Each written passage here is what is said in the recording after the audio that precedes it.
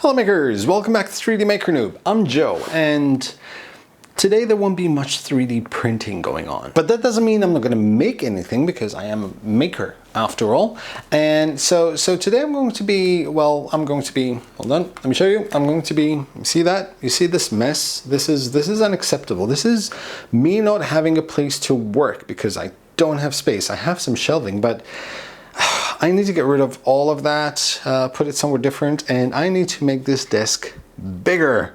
And I cannot make a desk bigger, but I can make a new desk with lots of wood. See, I got wood. So the idea here is for me to make another bench. So this right here, this is a bench that I did. It's 2 meters long, it's about 60 centimeters in depth, and about one meter high. And as you can see, it's full of 3D printers, and that's all it has to have. 3D printers, nothing else. But I want a bench there that I can work on. I want something that is going to have a lot of space. I want a place where I can have a fixed overhang camera against the wall. Not this thing over here, but something articulated. I want to have a place where I can put all my paints and my air compressor and everything. I just want this place really organized. Now, in Malta, walls are concrete.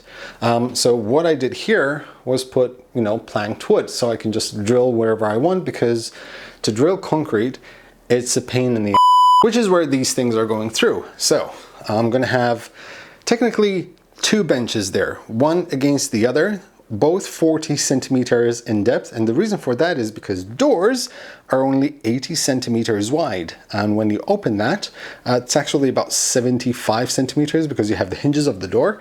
And whatever I build, I have to be able to remove at some point. I'm quite sure of that. So yeah, I'm going to be doing that today. And apart from that, in order to organize all my paints and everything, I came across this company called Hobbyzone. I saw it on a Draw with Jazza video, and I was completely blown away by their product. And these are their products right here. See, these are organizers which you can buy, like, so for example, this is a corner piece which just sits there. There's another 20 centimeter piece. They're hooked with magnets, so you can just remove them. Lots of different compartments. I'm gonna have many of those for all my paints, and it's gonna go through the length of the 2-meter table. As you can see, I have a lot of them. So this might take more than an episode, but first things first, I need to clean that up, so I can have space where I need to cut things and draw. I'm not the kind of person who's going to plan too much ahead. Like, I did this bench in an afternoon, just thinking like, how difficult could it be? Like, famous last words. But yeah, anyway, so yeah, enough talking. I'm going to start cleaning up so we can start figuring out what we're going to do.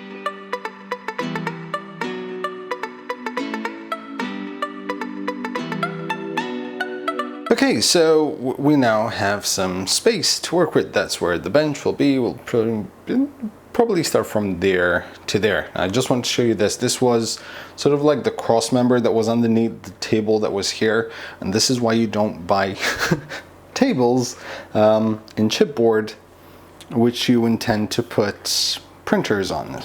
Yeah, like that just came off and twisted, and yeah, but anyway. Just wanted to show you that, and because that will come into play later. Now, as for the wood I have now, since this is Malta, we don't get 2x4s or here. We pretty much get any size that we want, or that there is available, which happens to be quite a lot. So for example, these are 35 by 55. Everything is 2 meters tall. This is 35 by 45, and this is 45 by 55. Now, I did one 60 by 60 in order to do the legs, which I have here, but unfortunately they only had 4. I ordered 12, they delivered 4, so yeah, that's scrapped, so I got these instead. These will be used for the legs, which are thick enough. These will be used as like sort of like a cross frame. So these panels here, which will be these 4 here, will be the top. And the bottom shelves, and these will go on the wall, and those things over there will kind of go on the side, all around and across the center here. I do intend to put 6 legs on this thing right here, because I want to have enough support in the center. I don't really need it, but I don't know what's going to happen in the future. I might need it to, you know, rest some heavy 3D printer on it. So I want to make sure that it has enough support in the middle. By the way, I don't really have like laid out plans for this.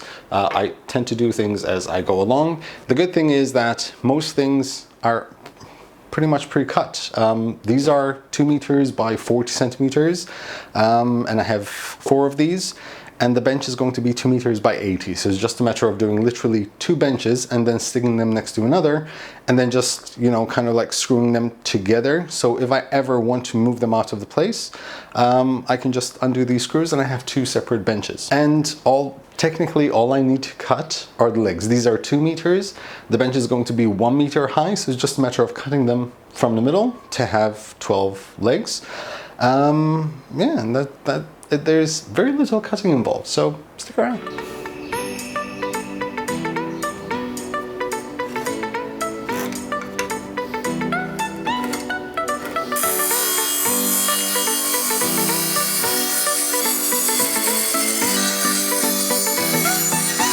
Now, as you probably noticed, my table saw is very toyish like. The reason is because I don't do a lot of carpentry, so that works for what I usually need to do. Now in this case, unfortunately there's a bit of deviation. I put everything flush to the floor, and as you can see there's maybe a millimeter or 2 difference. So what I'm going to do is I'm going to put the legs in sets of 4. Just make sure they're all flush on the floor. And then what I'm going to do is I have a circular saw, and I'm just going to trim like 1 or 2 millimeters off and make sure that all 12 legs are the same height.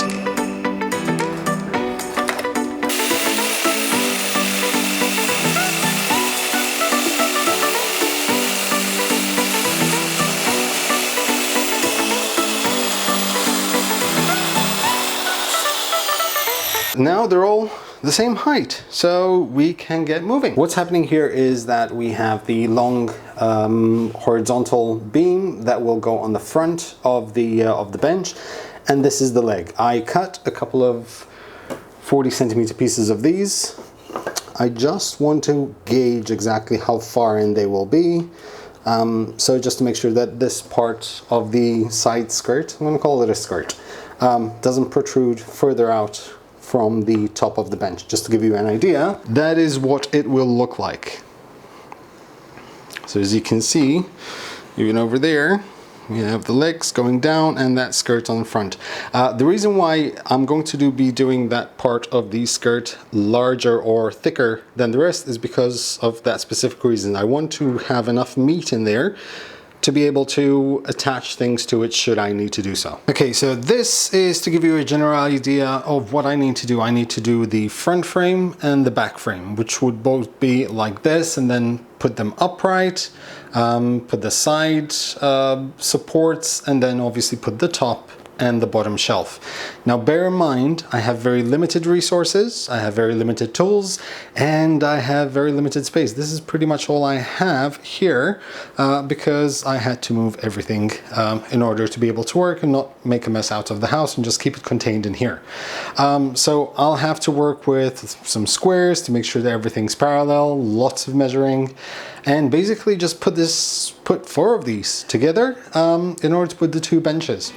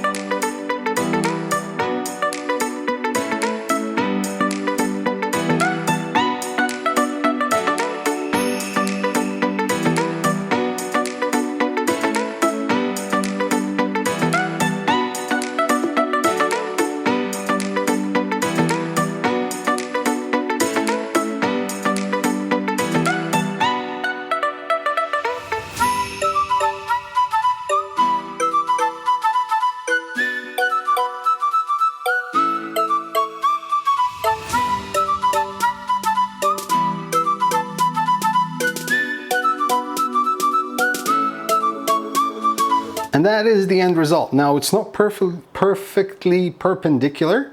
That's why I only used one screw in each joint in order to have a bit of skew on it. And that will help me make sure it is perfectly aligned and level. Well, not perfectly, but it doesn't have to be perfect when I get to the top part. All I need to do now is do another one of these to start attaching it all together.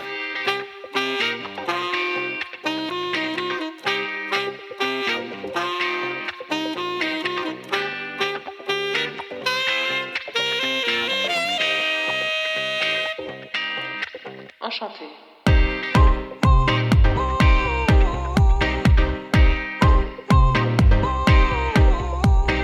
And we have ourselves almost half a bench. So what's left is we need to attach with screws the surface to the frame, and then make sure that everything, actually first we make sure that everything is sort of perfectly straight, as you can see there. There, see, perfectly level. So what I need to do first is screw in the top surface, and then I need to cut the shelf. What I need to do is just cut holes for the leg insert, so then I can just slide in from the side and just drop it down into place. Then screw that in place, and then finally for extra support I will do beams like these, which will go, hold on, which will go here on in between the frame. So there'll be one here on the top, then on the sides, 1 and 2, and also on the sides there. Just, you know, a bit of overkill, but yeah, it's gonna work out. So I'm gonna get to it so I can finish this off.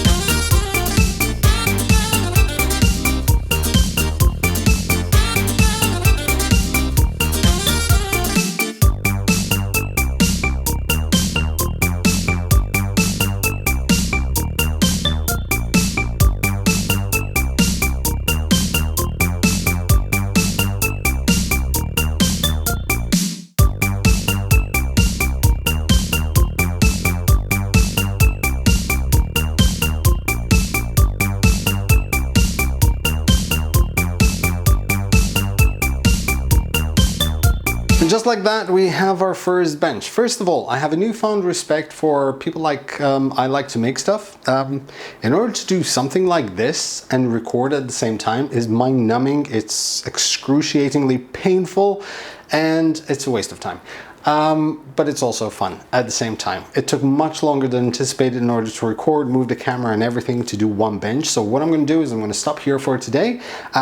In the background, while you guys are probably sleeping, I will do the other bench and we'll take it on from there. We'll attach the tool, do the backdrop, and we'll start assembling everything else. So that is it for today, guys. Thank you very much for watching. Make sure you subscribe to join in for the next part of this this build that I'm doing, and I'll see you guys in the next one. Happy making, guys.